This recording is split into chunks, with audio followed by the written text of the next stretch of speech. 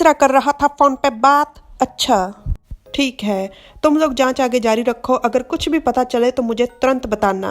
Phone रखने के बाद देखता है सीधा पापा की तरफ, जिनकी गोद में है पटेटो और कंधे में उसने रोते हुए सर रखा था और वहीं पर वो सो गया। पहले ने कर दिया है तीनों कॉटन कैंडियों का गठबंधन और वो तीनों को मिलाकर खा रहा है, पर शर्म की बात है, लानत की बात है कि अभी तक खत्म नहीं हुई।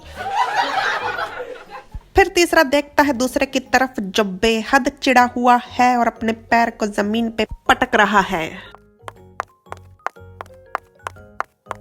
बच्चा कहाँ से आया है पता चल गया है।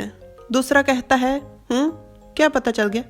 क्या कहा तुमने? पता चल भी गया? तुम्हारा मतलब अब हम इस बच्चे को दूर भेज सकते हैं ना?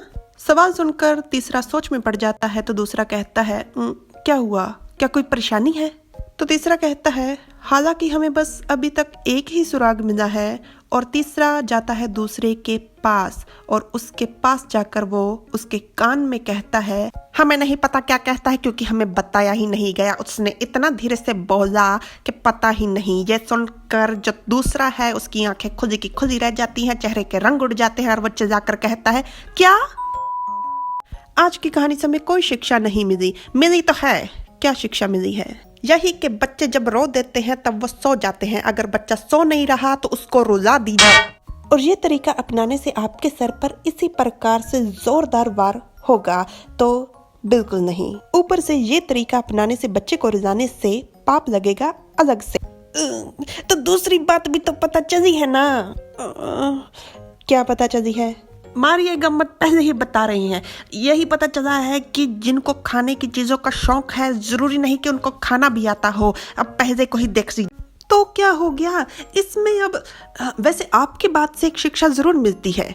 इंसान दुनिया में 3 ही कामों से तो खुश होता है, उसमें भी उसको टोक टोक कर रोक रोक कर नुक्ताचीनी करके किंतु परंतु कर करके ना दुश्मन बन जाइए, उसके खुशियां छीन लीजिए, आग लगा दीजिए उसकी जिंदगी में आप। अच्छा ठीक है, समझ गए हैं। अब क्या जुबान से मारेंगी क्या? वैसे कौन सी 3 चीजों में नहीं टोकना चाहिए?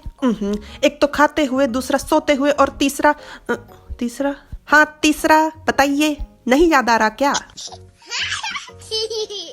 ऐसा कीजिए, आप लोग बताइए कमेंटों में कि कौन सी 3 चीजें हैं जिनमें आपको खुशी मिलती है, जो कि सभ्य संस्कारी भी होनी चाहिए। ऐसा मत कहिएगा कि गांजा फूकने से हमको खुशी मिलती है और हमको कोई रोके ना।